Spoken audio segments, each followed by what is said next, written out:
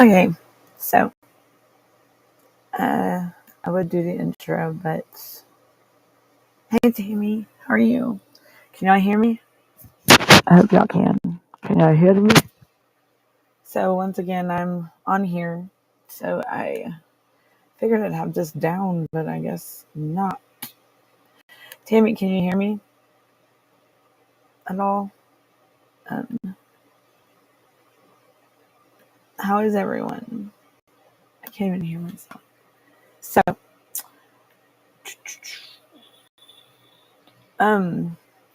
here we go. Hey, Tammy. Can you hear me? Sorry, y'all. It's a late night show, so can y'all hear me at all? I figured it. Okay, cool. Okay, so now I feel better. So I'm trying to get the feel of restream still. Awesome. So how is everyone doing? So, we can carry on from the last show, or we can I wanted to share with y'all what I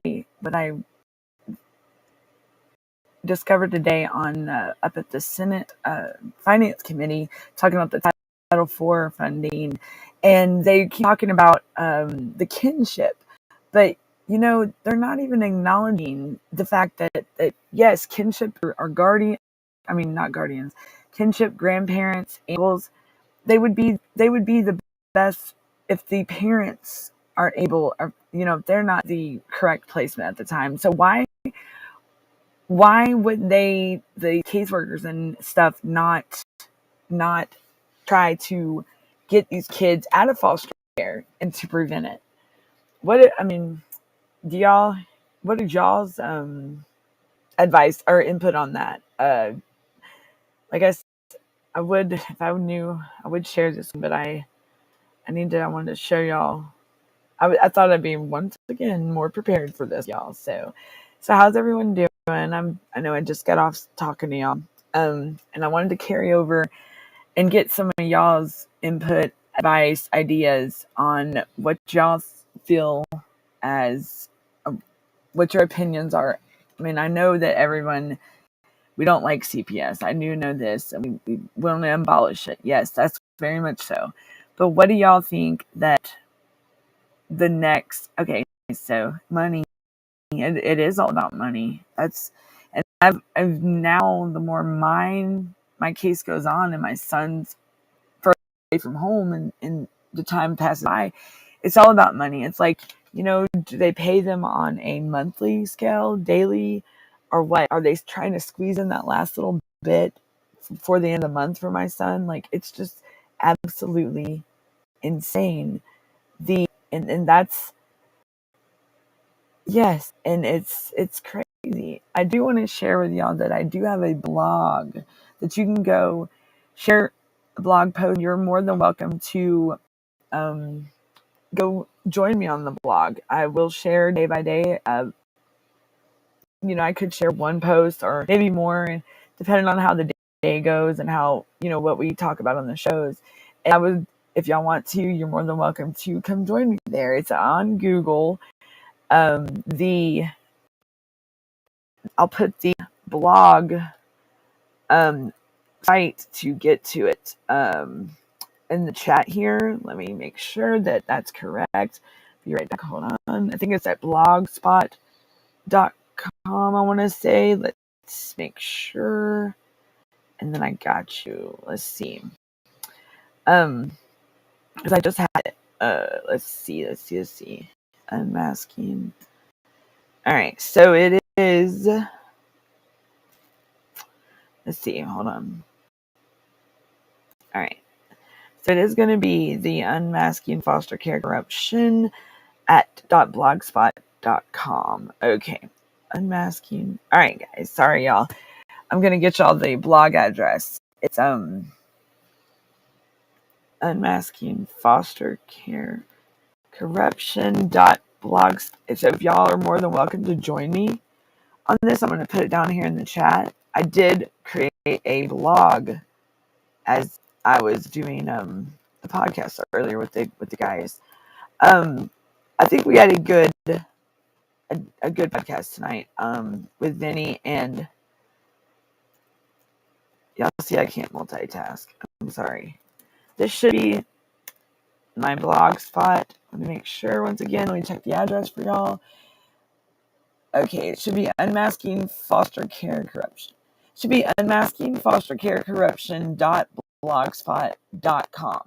You're more welcome to come check that out. Come blog with me as our days go forward from here on out, and we start exposing these hidden systematic failures within the foster care system. And I started with my home state of Georgia, and then I'm going to share what I've learned and what I've discovered and everything here in Georgia with the child welfare system. But you're more than welcome to come and share what's going on in your state. That's what this blog spot I'm wanting to use for that. I'm wanting to use. So what do y'all think about that? Y'all think that's a good idea with the blog? I think that, come in and share, put your state in, and tell me what's going on, and then because I was gonna do 1 day a week. I was gonna sit in the legislative sessions that they have up in either on the federal level or even in the states. And I used to sit in the but I want to sit with the child welfare part of it, and I want to jot down their notes and what they're going at CPS with, and then what the responses or the answers are that CPS gives them for that particular session.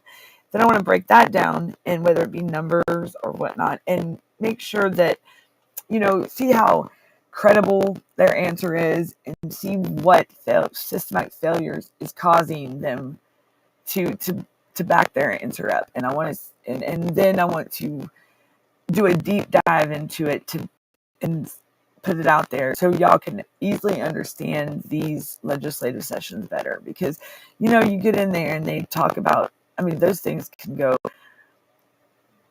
a long time, and there's a lot that goes on. And so I don't want to miss the child welfare part of it, because I don't know if anybody knows the I think it was the House or the Senate, they with Paris Hilton, they passed a bill for stopping child abuse, institutional child abuse in these residential treatment facilities.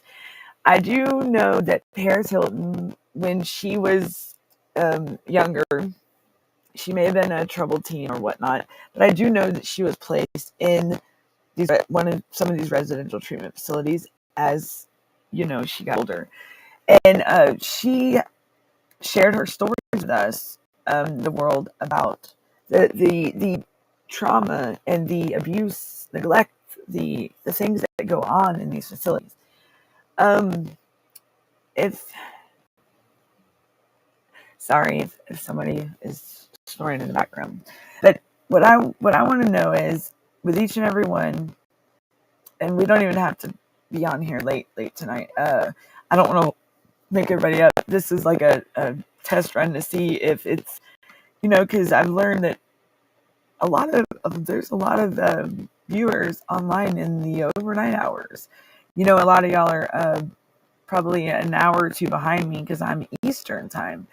But I would like to know what y'all think about. I want to get y'all's ideas. What y'all are wanting to see go on with these changes. I know that we need to do the voices. Our voices need to be heard. I do know that. But what can we do to get these, more parents to trust that they hearing their story will open up doors for more than just a small group. The more we get involved, the better.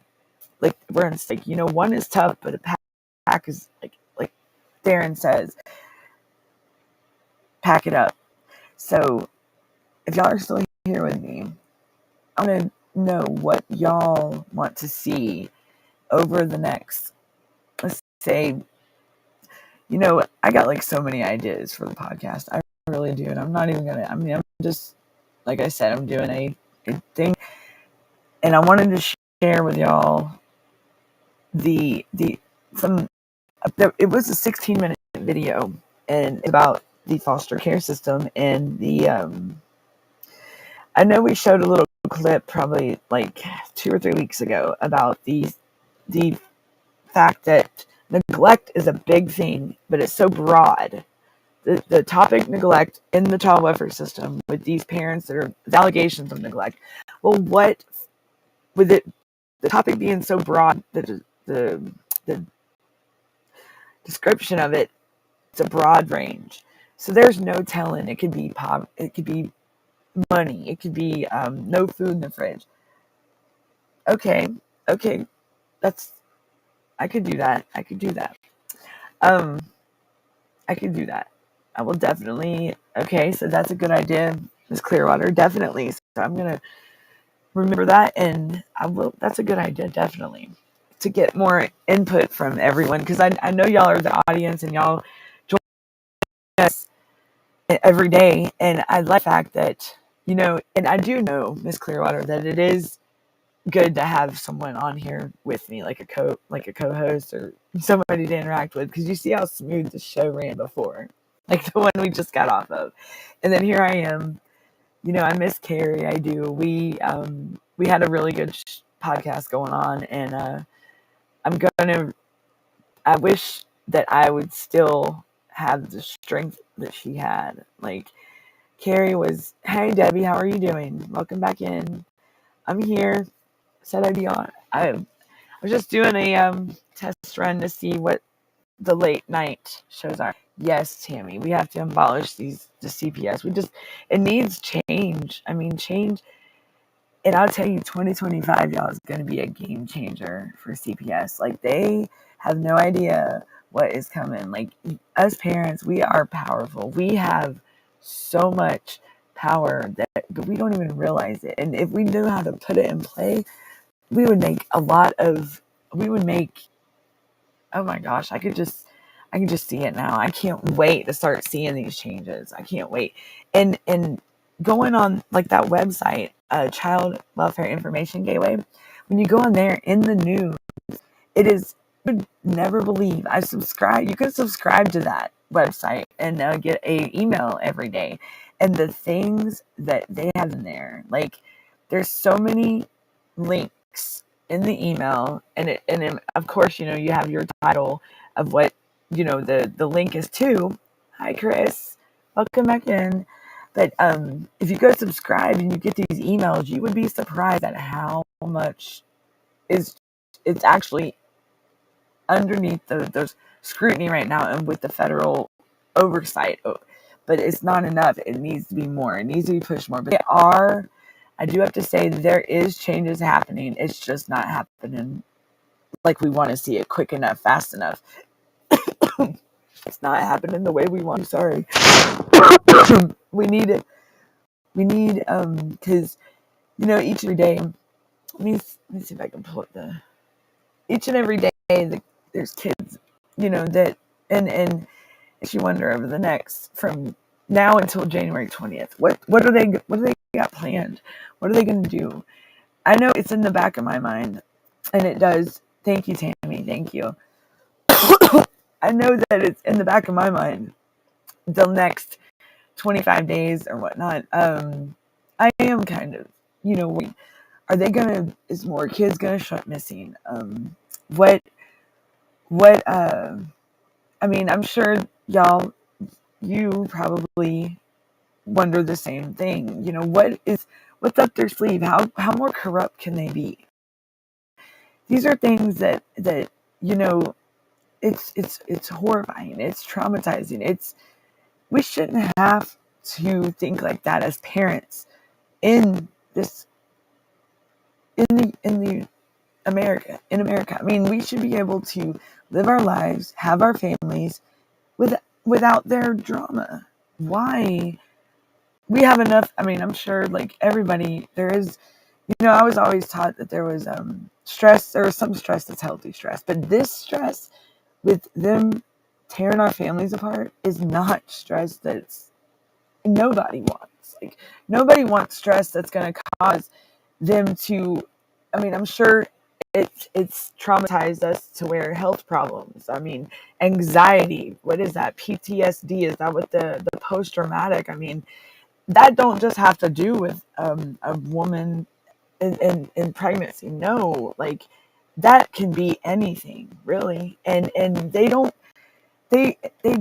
I don't even understand how these people sleep at night. I really don't. Like, and the way we were talking in the podcast earlier about how there's so much room for error in the family court system, and there is. Like, in my how I visualize it is they get a slap on the hand, a wrist, and they get to go on and do it some more. Like, what else do they got planned? I mean, it's like on to the next mission they got or motive they got. I mean, really, if in criminal court, which I've been on that side, and with it, it's there's no room for error because if there's, I mean, you have to be precise, and I'm sure down the line there is some mess ups, like of course, in daily life that's there's going to be error, but not nowhere near what's in our family courts. Like, oh my goodness, I when I went in for the first time in 2022, 2023, I was just appalled at the it was like a I'm not going to say it was a joke.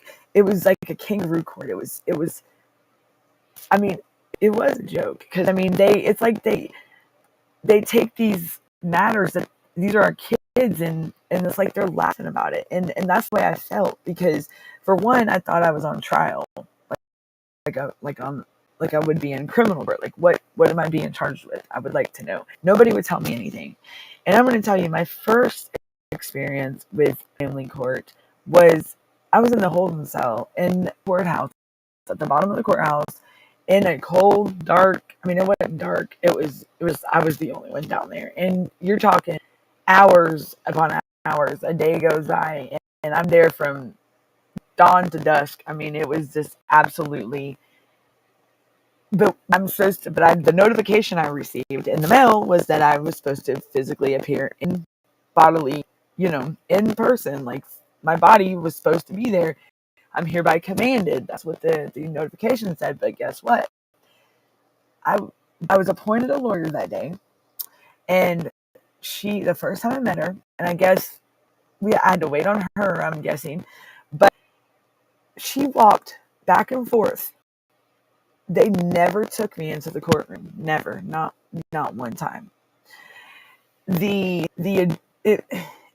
what's crazy is the case had already been ongoing, and then because I got put in jail for leaving state because I do have my brother. My brother is disabled. He was in Florida at the time, and there was a hurricane coming. I didn't have time was of the essence. Like time was ticking before this hurricane was going to come on shore, and it was. I mean, my brother was in the pathway of it, so I had to do something, and my time was like every moment that passed was getting closer to it could turn out bad. I only had like so many hours to get down there and get him before they finally, and he had nobody down there. Like he was at the person he was visiting ended up having to go and get on the storm work relief. Like they had to get ready for the storm, the hurricane, the emergency work. And so I was the only thing I was, I'm the only thing my brother has. There's some family, but I'm the one that's his caregiver. And, last minute, it was like right at the last minute. So, and I had to get him. So it's not like, and it was at nighttime, and I had to leave right then and there, like to go get him and make sure he's safe and make sure and plus he needed to be back home anyways. He was just supposed to be gone, just like to take a little vacay from sis, and then my mom passed, and he needed to be gone anyway. So it was time for him to come home, and with my mother's passing, it was just he didn't need to be too far away from me, because he is, like I said, he's disabled. He's 37, but he there was no there. that situation, that whole scenario could have turned south real quick, with the hurricane and just, and well, I got back, I get him home safe and get it back up here in Georgia. He's safe. He's with me now.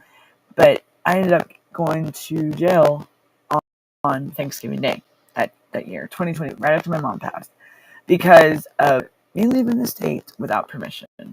Um, Considering the circumstances, the scenario, I, uh, I ended up being locked up for 2 months, and so that's 60 days I lost during this case that I'm going through.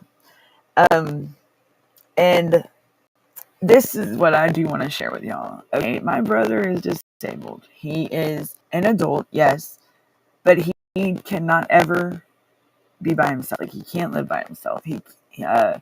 So my son's disabled as well. Do you know, they wanted me to find another caregiver for my brother to put all my focus on my son, and I couldn't. I could. I was gonna be there for both of them, but that's like calling the kettle, like contradicting themselves. Like, how are you gonna put one person in the same situation my son's was in? Like, why can't I take care of both of them? Like, I was not being told anything that I've done wrong. I mean, my son was thrown to the state by another person, a very toxic person that should have never been involved. So I don't understand how they would want my brother to just, I mean, how that's like open up a door that shouldn't never be, why put him in a situation, and why can't they both be home with me? Like, I mean, it sounds to me like it's like they were giving me an ultimatum in my eyes. I mean, what do y'all think? If y'all were faced with a situation like that, or a scenario like that, decision making, what would you do? Like, I mean, I understand my son, yes, and this is my brother. My brother I'm the only family he has, and that was I mean, it's just like my son. I mean, I don't understand why would they create problems or open up an issue when it was never a problem before? Like, why now? And just the way they described it and told me, like, and this is my own court-appointed attorney, y'all. Like, let me, I will, I can, let's share some text messages. I'll read y'all some. I was, yes, and because my big sis, I'm big sis, so I'm thinking hurricane in Florida and 17 hours away, and oh no, there's some things that were the least of my worries at that time, and that one of them, I don't want to be like this, and please forgive me, but was my probation, because my brother's well-being was my worry, because what would my mom want me to do? My mom would, I wouldn't want to fail my mother, and I didn't, and and she always worried about my brother, and there's my whole story is my son and my brother, they have a story, and all three of us do, and just thinking, ain't CPS something that goes beyond a child? Like, could that ever roll over into these children into their adulthood? Well, I mean, think my son is an adult, and what would happen to these individuals if they were involved with what is it called, APS? Is there an adult protect? I mean, why do they got to be just as corrupt as CPS? I mean, it's the same. It falls under the same area, and it's all corrupt altogether. I mean, and that's another thing. Like, I believe we should start talking about the adult part of these kids, these situations, because some of these kids do roll over into the extended foster care, and they become adults. And so, where's the line drawn? Where's it drawn at? Like, if you have a open CPS case and your child is about to be an adult, which, they should both be out, right, Tammy? And I got one. My brother's here with me. I'm still fighting for my boy. And I tell you, my son is a lot stronger than me, y'all. A lot stronger. He's handled this so well. But then he don't show emotions. We talked about that with autistic kids and their traits. But I do know that the connection that I've got to have with my son with all this it's been great. And I've gotten closer to him than, because, like I said, he was close to my mom and my nanny, and, he knows me as mom. He still calls himself Albizi. I'm working on that with him. I wish that every time I did teach him his name in Spanish since he's been at this facility, and he does know his name in Spanish, which is, I think, awesome. And that's awesome because he never knew Spanish before. But now when I ask him what his name is, I said, Alex, what's your name in Spanish? He says, it's Albizi. I said, okay, that's not Spanish, but he knows, and then I redirect him, and he'll tell me his name in Spanish. So, it's a hit or miss with day by day. Today, I'll tell you how his day was today. Today he had a rough morning starting out, but the kids were in bed by like 7:00 Central Time. Like, what are they doing? Are they the psychotropic meds or they're over medicating for sure. My son's always went to bed on his own the same time every night since he was little. So I could only, so I went back and I looked at his medical since he's been out there, and OMG. Have y'all ever had the experience with foster care and them over medicating the kids? It's horrifying. It's horrible. Why? Dysfunctional. Right. No, dysfunctional system cannot solve it. Right. So, and crazy, and that's right, Tammy. They're not even functional. Like, they can't even get the system to function right and they're the ones that chose that profession, but it's like they're they're miserable with their job. I was reading the reviews on some of these residential treatment facilities, and my goodness, you don't have very many good ones. I know that, and this is employees that have been worked there, and it's all about favoritism, and so how are these kids being treated? And there was a comment that when I called my son this evening, that the worker had said, and I didn't like the way it was said. Like, my son showed um out of character this morning. I totally understandable because it was Christmas and he wasn't home, and he's been lied to multiple times over the last 8 months. And what's a kid gonna do after so long of being told the same thing and getting his hopes up, and then them crashing down and just breaking his heart?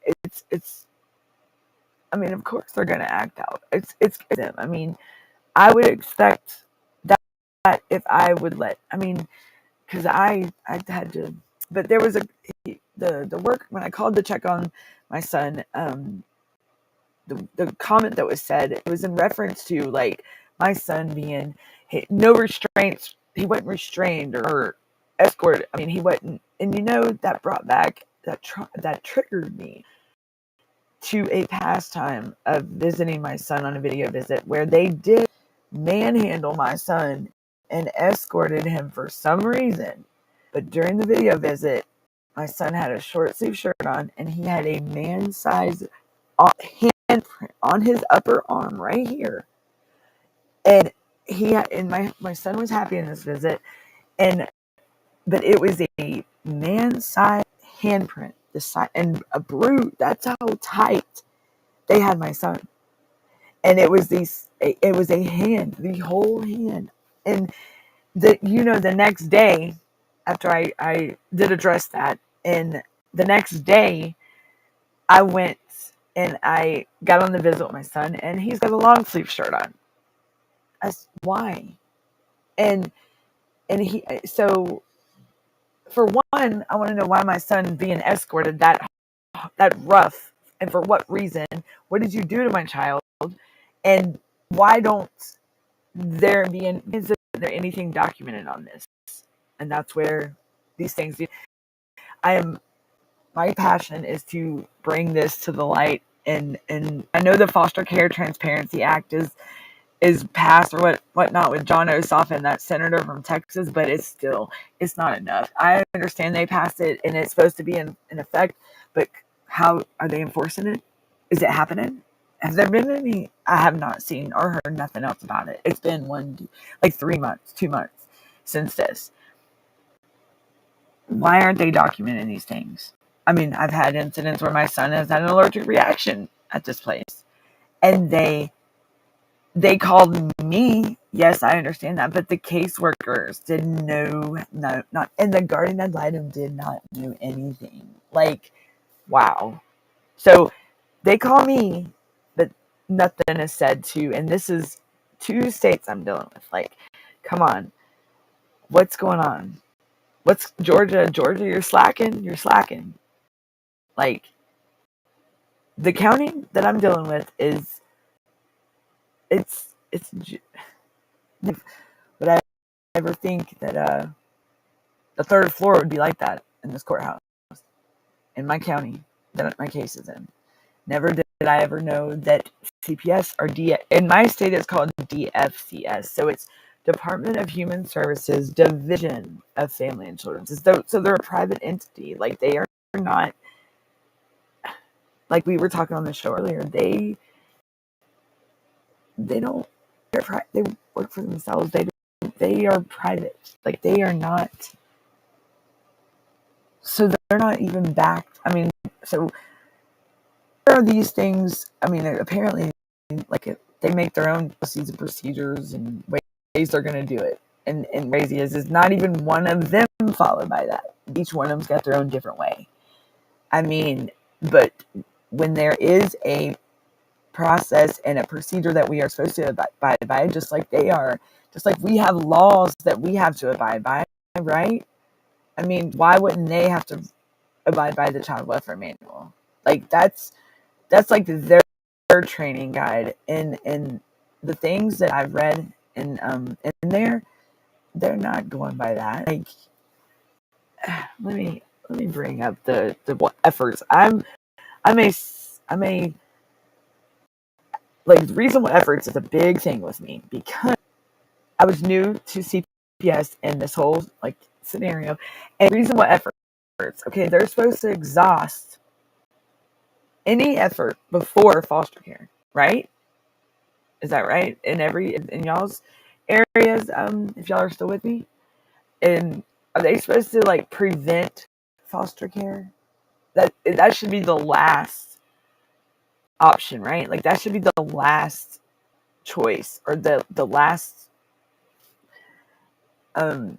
effort. Like, that should be the very last thing. If they have exhausted all the other ones, anything,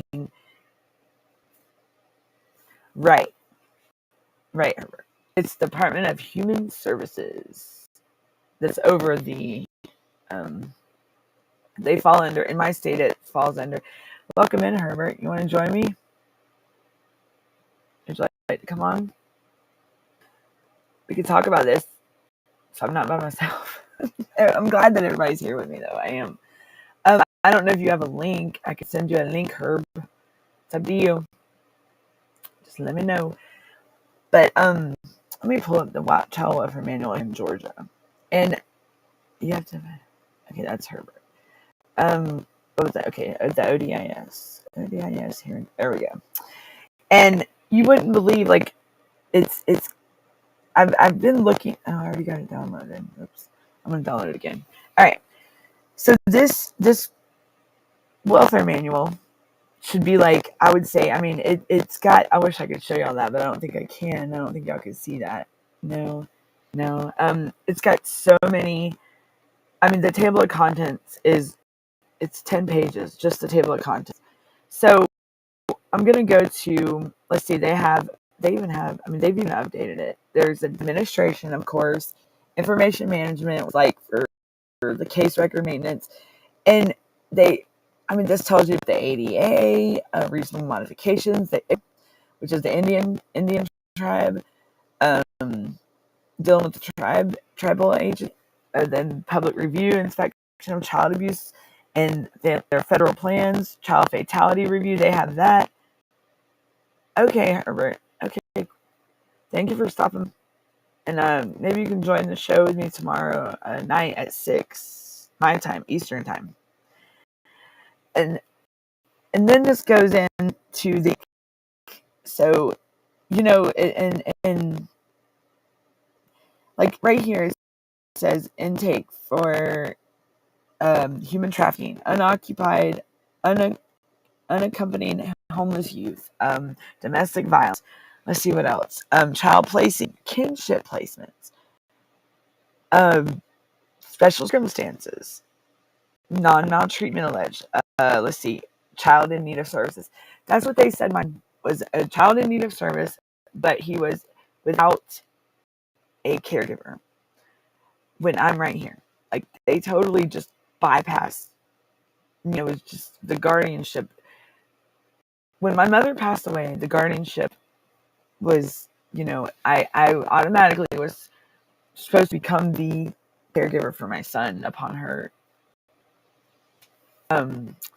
passing. Automatic. And I've even found case law on this in the state, and it's crazy because they didn't even acknowledge any of this. And but see, once again, I didn't know what to do or anything, and I just went cross-eyed for a minute there, y'all. Sorry on the screen. My screen is lagging. I'm sorry, y'all. But let me get what I want to show y'all is the reasonable efforts part of the and it. I mean, just as it goes on and on and on, and it's detailed. That's what's crazy. This manual is detailed. Eligibility. I mean, it breaks it down to special situations, removal from home, and here we go. Chapter 9, 9.5. Reasonable efforts. My favorite.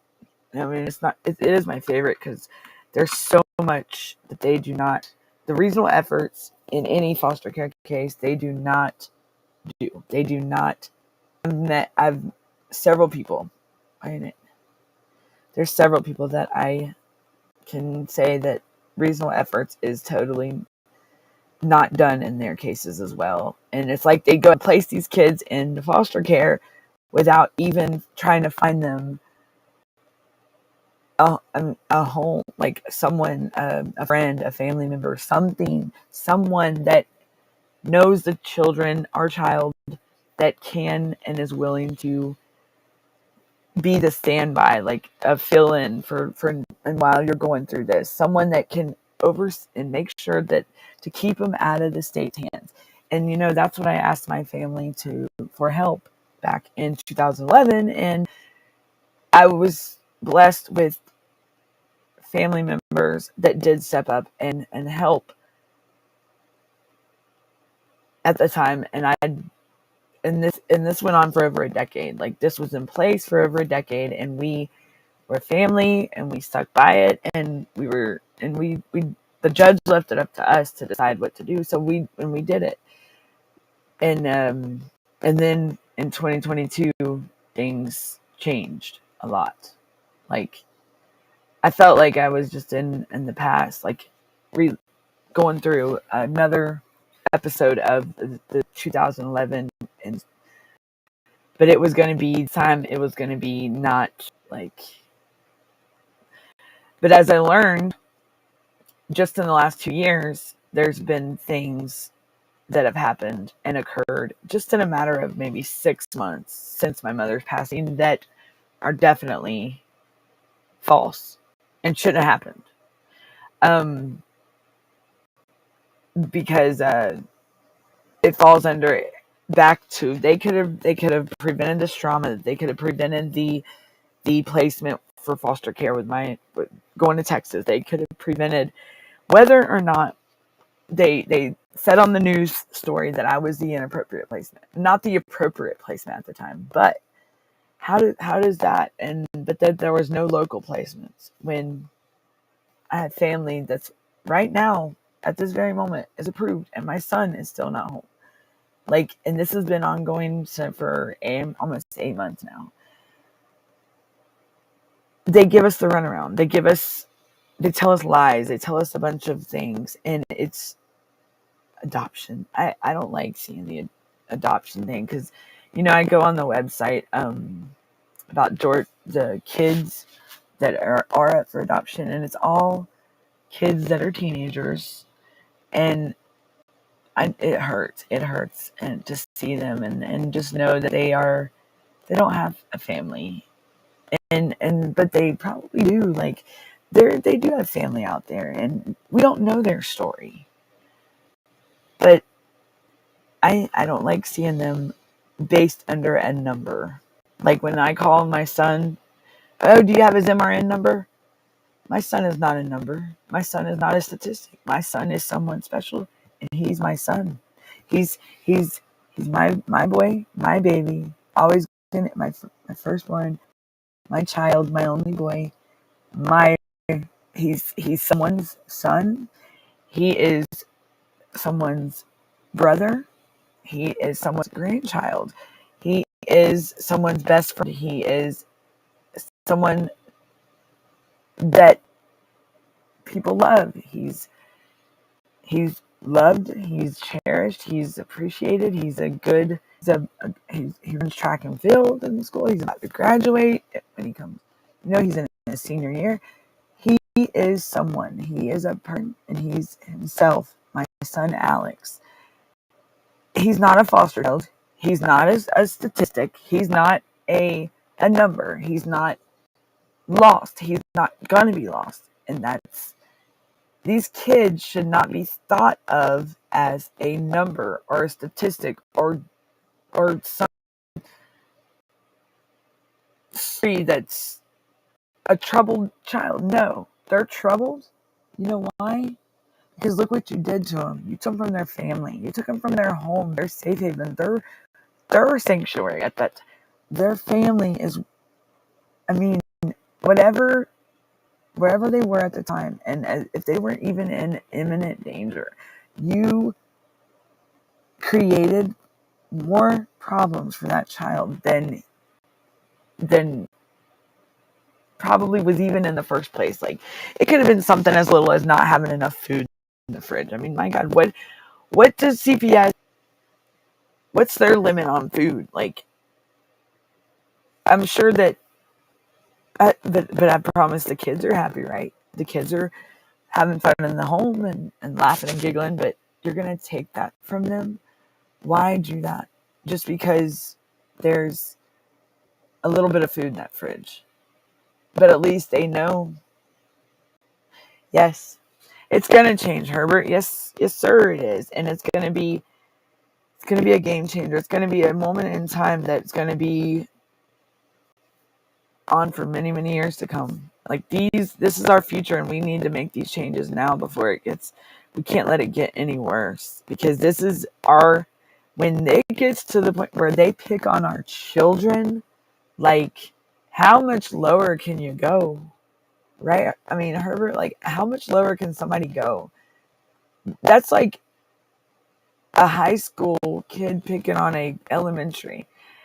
Hey, Lady P, I was doing I know, right? It is 1:16 where I'm at, but I wanted to catch up on. I missed some shows this week, and with the Christmas, and then with the whole.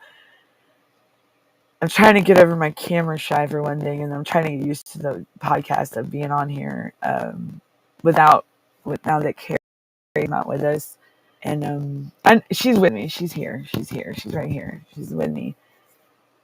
Yep. and Herbert, the old administration, right? But like, it's not. It's like this person threw a little bit of the legislation there, and did what they wanted, like, and it's just, and it just like an intertwined line, like they just fell together, people's input, and they ran with it, just like back from, when did my nanny say it? Like, over the years, it didn't take a piece of paper to say that the child was yours. I mean, my grandparents adopted my cousin, well, my aunt's daughter, which is,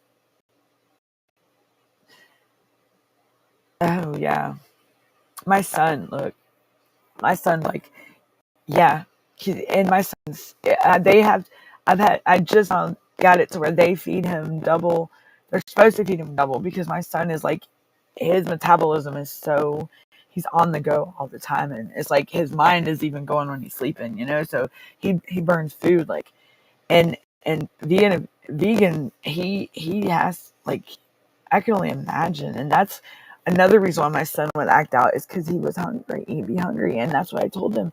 My son is like, I call him a bottomless pit, because it's like he stays, and he's always constantly eating, but it's his metabolism, because he's so like,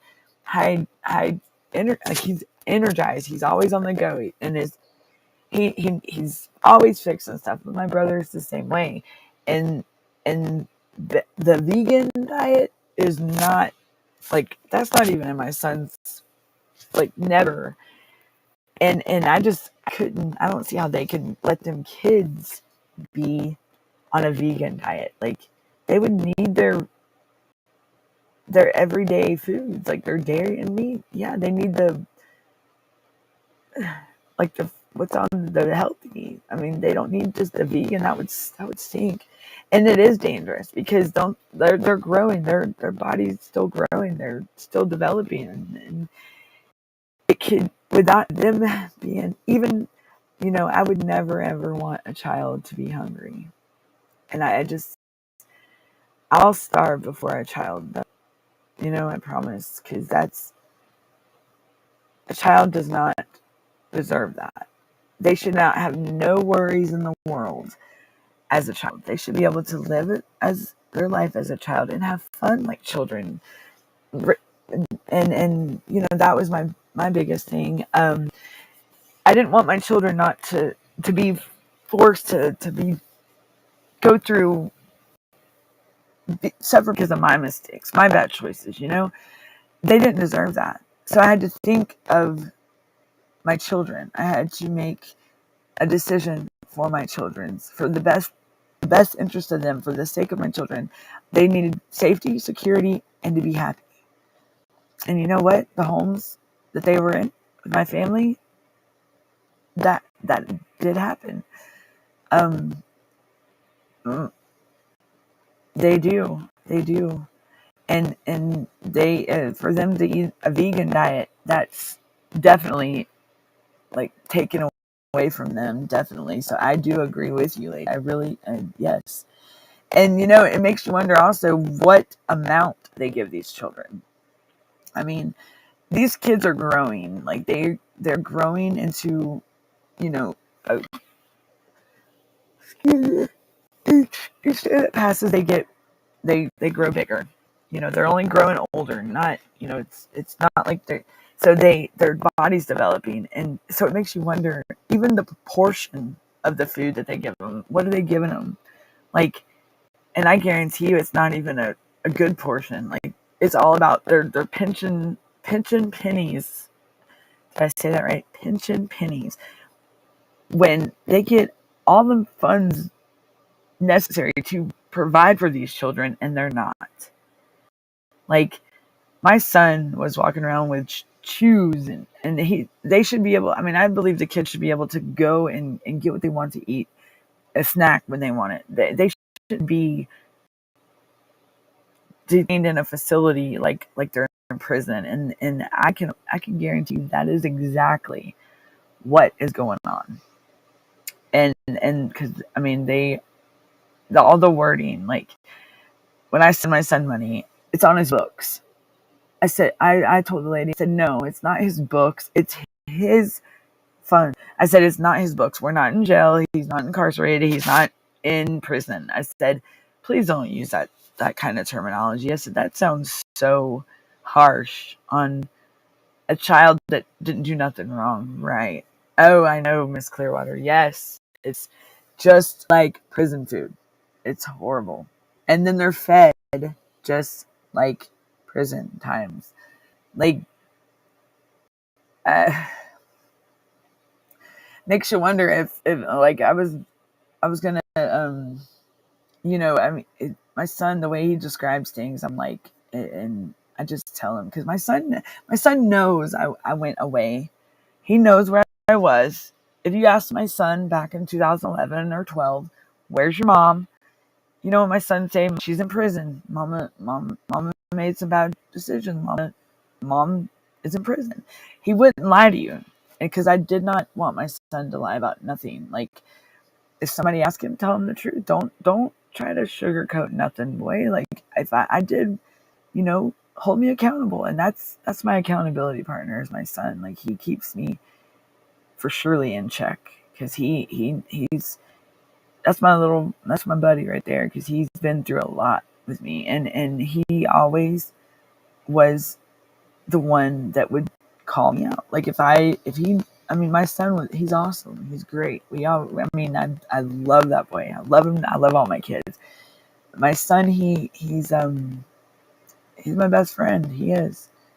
Like, we've had a bond, a mother and son bond, and a mother and child bond, and their child will never, a bond that's never going to be able to be broken, no matter what. It don't matter whether they can get along or if they don't. It's a bond that's still going to be there forever. And sorry, I have someone in the background. But the children is what is the big, a mother, a father, the parents, even grandparents, aunts, uncles.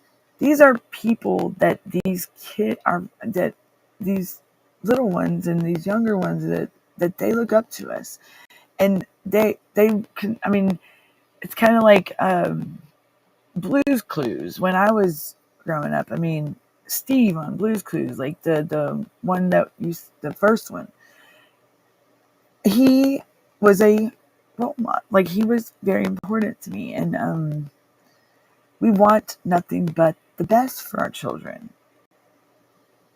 Yes. We want positive outcomes. We want successful futures. We want our children to grow up and be a successful member of society. Or, as I said that right, maybe I didn't.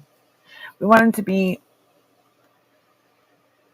have a positive, outgoing, fulfilling life, fulfill their dreams, their goals, and of course, we wouldn't want them to go through anything like stressful. That's any parent that's protective of their children. But stuff like that's going to happen as life goes. As we face life every day. We don't know what's going to happen, but I promise, we can always overcome that. But this stuff that we're going through now in this time of picking on our kids and picking on our families, I've never, it's like they're bullying us. I mean, yes. Yes, because because they're the first, we're the first, the parents are the first ones that when the child is born, that they bond with. And of course, and the mother, they bond with the mother because they're attached. I mean, they're in in the stomach, the belly. But a parent is, you can, like my daughter, she used to walk around saying, I got two dads. I got the one and which is her real dad, and then It was my aunt's husband. Are you talking to me, Herbert? Yes. As a matter of fact, Sunday, my case is going to be audited with the late and put in front of the military with the federal Department of Defense. They're going to audit my case. If that means something, if that's, I'll tell y'all, yeah, we're going to audit my case. They're going to audit my case. And they're looking into it. Yes. My case has finally made it. It's been on the desk for a while, and now it's finally going to be brought to like my prayers are answered, that's for sure. And you're right, Lady P. And if these children do have a functional family that have a solid foundation, and they may have a little area that, like I said, like the maybe they were sick or something and couldn't make a full paycheck that week or something, and they couldn't get like a buttload of groceries, but as long as they had food, that's why create more hardships on a family that's already been a functional family for years? Herbert, I'll talk to you about that off I could share it on the podcast, but I will have to answer that because I don't know the answer to that, but I will. It's something I will get back to you on that, Herbert. I do have it. I just don't have it right here in front of me. I have the exact answer. I just don't have it here. Like it's in my email. But I got you, Herbert. I promise. I will get on that, answering that. And Lady P, why would they create hardships for these families when that foundation? Right. And it leads to yes. And homelessness and depression, all these PTSD also can make them act out of their character, which means can lead to possible facing criminal charges if they do something. And it could also lead to them doing something that don't need to, all because of a failed system that's failing our families today, that's failing us, that's failing everywhere, every family. Because if it's failing, if it's not if the family is already functional in the way they do it,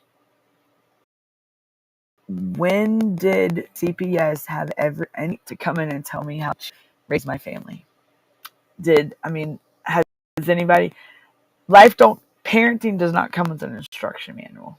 Okay, right? Just like we don't know. It's every day we learn something new. Even in this day and age, we learn something new.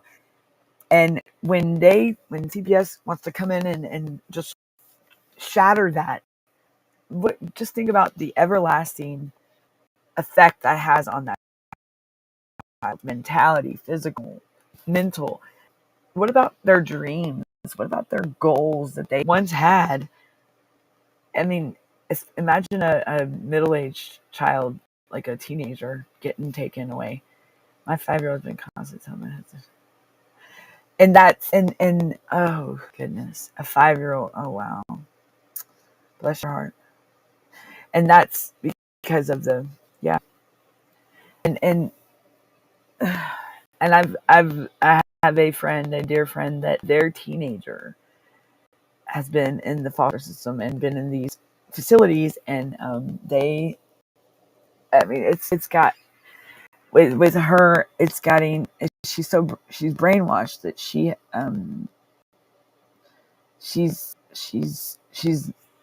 it's she's there, but she's not the same person. She's not the same kid. And I 5 years old, so they even brainwash these young ones. That's horrible. I'm sorry, Lady P. That's just, and it makes you wonder what they tell these. Like, I can just imagine they probably tell them, "Oh, your parents abandoned you." That's the whole. Why? What kid deserves to hear that? No, no. Like, why would you tell a child that? That's like taking away Santa Claus or something, or taking away the Easter Bunny, like taking away their dreams as a child, their childhood. Like,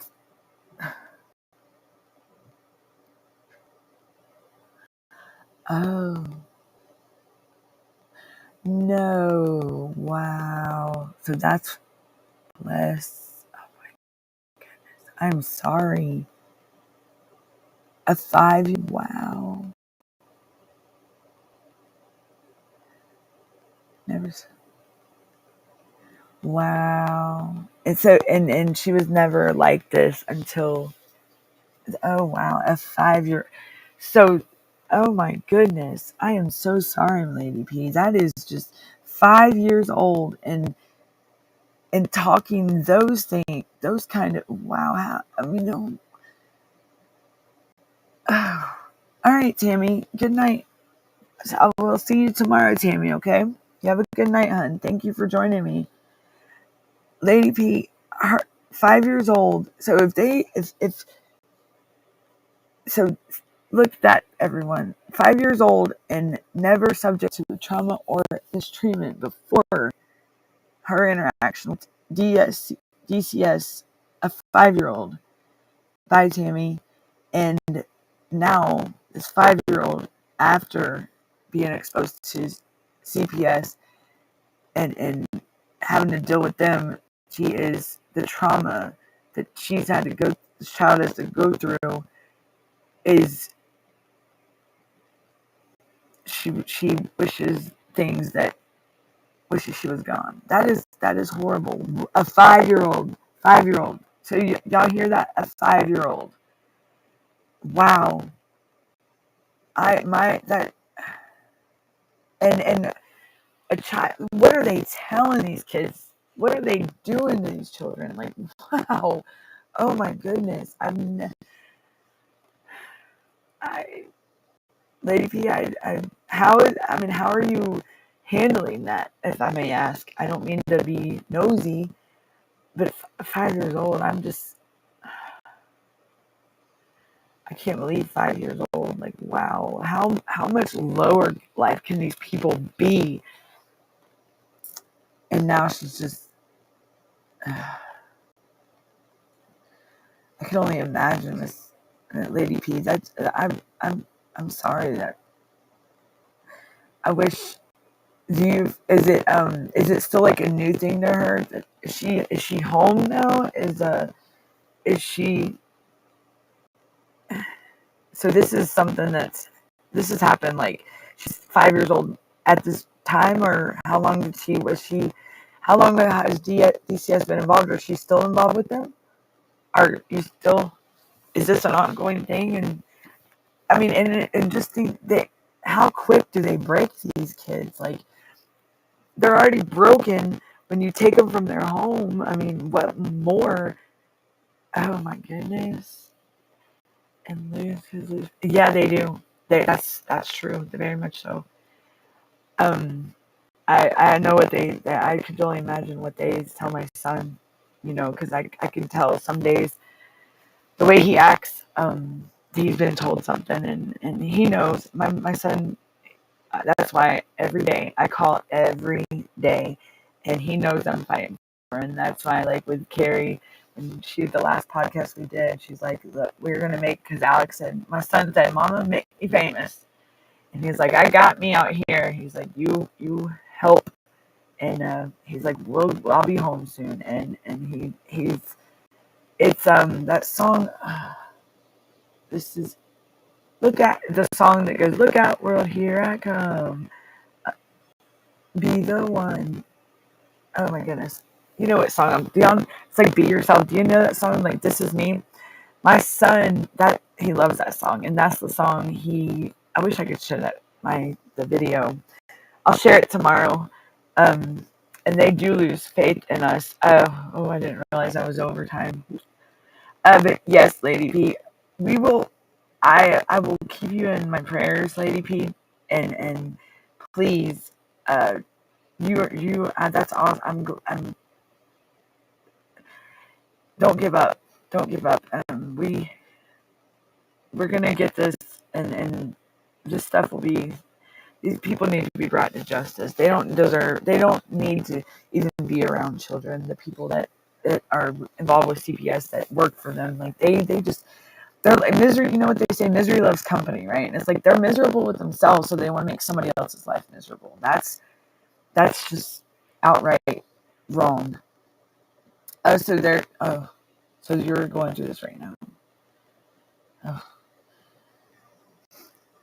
my 10 months. My case. I'm sitting at 2 years. And I'm now to the point where I'm just gonna put it all out. I have recordings of the abuse. I have recordings of the neglect, these video visits, and I'm just in the. I mean,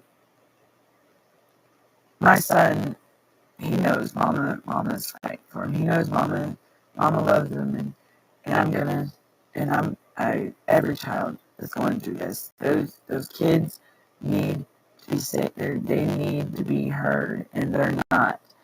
And we're going to be the voices for these kids, and we're going to get them back with families, and we're going to get the change that needs to be done in our world, because these kids don't deserve this. They are our future. They are innocent. They did nothing wrong. What could a child do so wrong to deserve this kind of punishment for not even doing anything? Like, it's heartbreaking. It's gut wrenching. It's just something, and that's what Unmasked Foster Care Corruption is here. We are going to dive deep down into the child welfare system across the nation and bring to the light this hidden things that they don't tell us. That's what my goal is. And all right, everyone, I am gonna have to cut it short tonight. I am a little bit over. But I do thank y'all for joining me tonight. I loved it. Thank you. We had a good turnout. I appreciate y'all very much. And keep coming. We have the show today, Friday, so I'm already in another day. Whew, my timing's off. So tonight we got the Punisher, the tip of the Punisher show, I believe. They're 5 and 2. And I can't stand. See, and you know what, Lady P, come join me tomorrow night at 6, and we will talk more about this, because that's gonna be the topic tonight that I talk about, is the criminal alienation syndrome, and with these other like foster fill-ins. Or thank you, Herbert. Thank you, and I enjoyed being here with y'all. Even though it is 1:40 where I'm at, I'm sure y'all are. I'm over on the East Coast, so I am gonna have to go. I hate to go, but I'll see y'all tonight at 6 p.m. Eastern time. The show will be on. I will be back, and they are, and they keep doing it. They won't, and they just leave them in it. We will continue this conversation this evening. I promise. Just join me, and I'm gonna definitely have some information, because I do know families here in my own state that are going through the same thing. So these people are fully aware of this, and they just let them be. And some of these foster parents, it's like a hustle. It's their hustle game. It's all about money. The more kids they have, the more money they make.